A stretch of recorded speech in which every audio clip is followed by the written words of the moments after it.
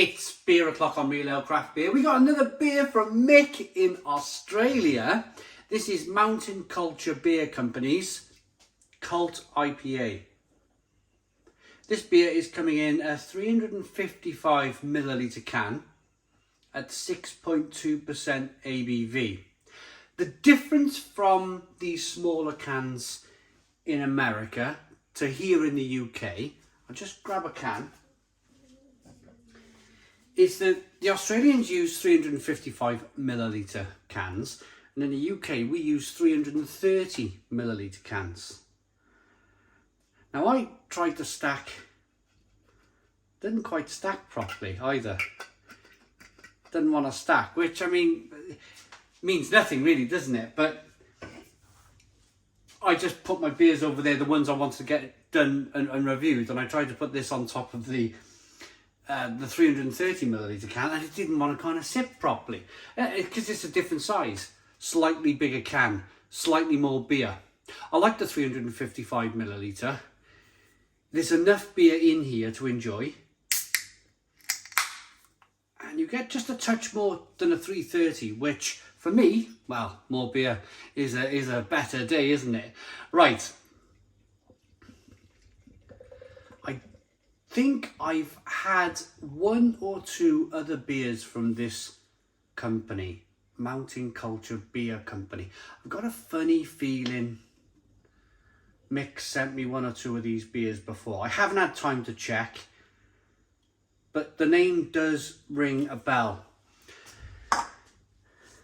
Look at this beer. How exciting is that to look at? We got a one finger white head.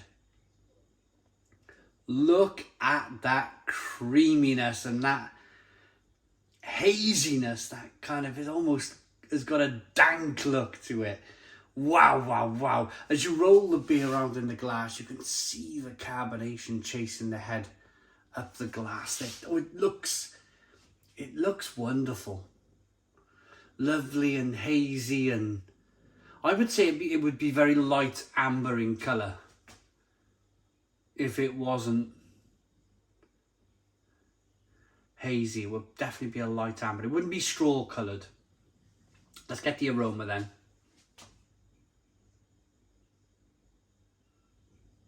The Australians really do know how to brew this wonderful New England IPA style of beer, this haziness, this full-bodied IPA-ness.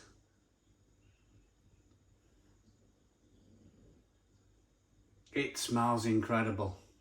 I'm going to dive in. I better tell you, hadn't I? But I'm just dying to get into this beer. Let me slow things down a little bit so you get in. Definitely passion fruit and mango. A little bit of peach in there.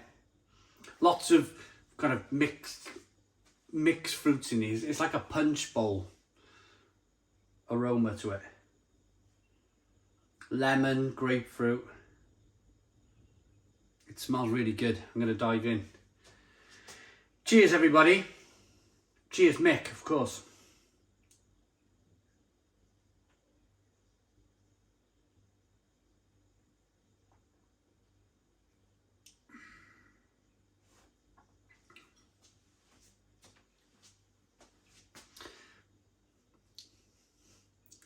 That's so good.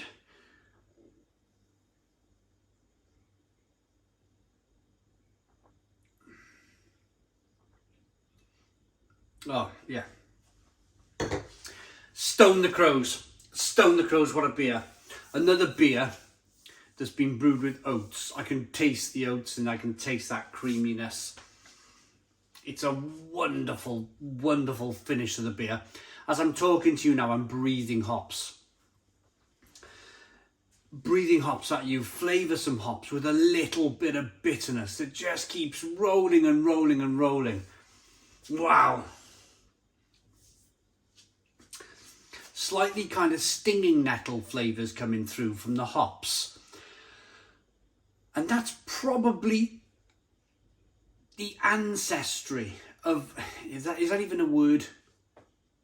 the ancestry of European hops. European hops have especially German and Czech hops, they have a stinging nettle flavour to them because they're very close. The hop plant is very, very close to the stinging nettle plant. In Darwin's tree of life, the hop plant and the stinging nettle kind of branch off the same branch. They're cousins on the tree of life. So you can imagine then that these traditional German and Czech hops, and British hops to some extent, taste of this kind of stinging nettle flavour. You can imagine then that when they took that hop and they took it to Australia to make these New World hops, that it's still going to be in the DNA of the beer. That slight stinging nettle flavour is still going to be there. Even if it's a small part of the taste of the beer, I'm definitely picking up stinging nettle.